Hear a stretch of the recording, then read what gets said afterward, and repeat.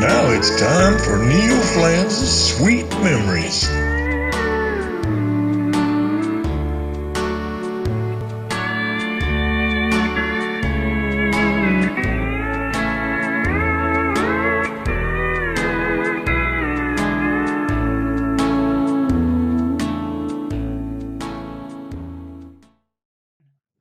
One of the more memorable things in my career before joining Finger Pistol was a 6-week cross-America tour with Graham Parsons. The group was called Fallen Angels. I was at my home in Nashville, and I received a phone call from Phil Kaufman, otherwise known as the Road Mangler. And Phil wanted to know if I'd be interested in doing a 6-week cross-America tour with Graham Parsons.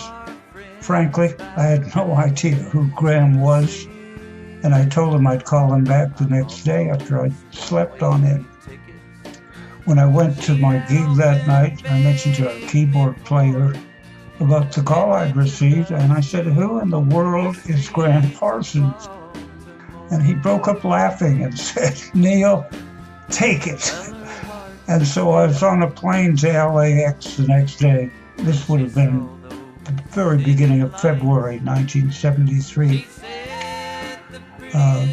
Phil and Graham met me in a limo at the airport, and we made a stop at one of Graham's suppliers, Sidney Kaiser, and we got very high, and that was my welcome to LA.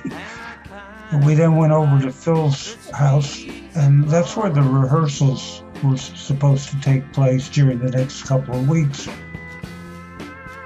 Well, we just really didn't do the rehearsals properly. We got high and drank a lot, but we never really rehearsed the material that well. Around 5 o'clock, 6 o'clock every day, Graham would say, "Okay, rehearsal time's over.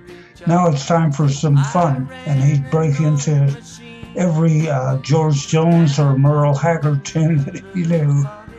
So it was interesting, but when we opened a couple of weeks later at the Edison Electric in Boulder, Colorado, we died. We were totally unprepared. We had a guitar player who was a friend of Emmylou Harris's, who was a great flamenco style player, but he wasn't really a country player at all. And we got fired, and Warner Brothers was about to pull the plug.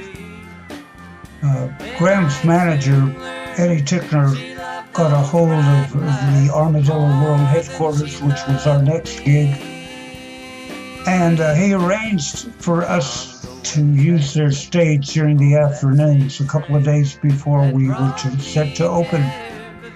And so the tour went ahead, and we did that. And we did some serious wood shedding at the Armadillo.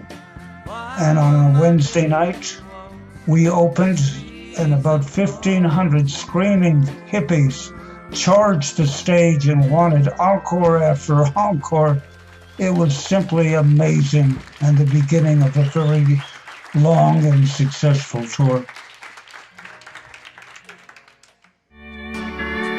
This has been Neil Flanz's Sweet Memories.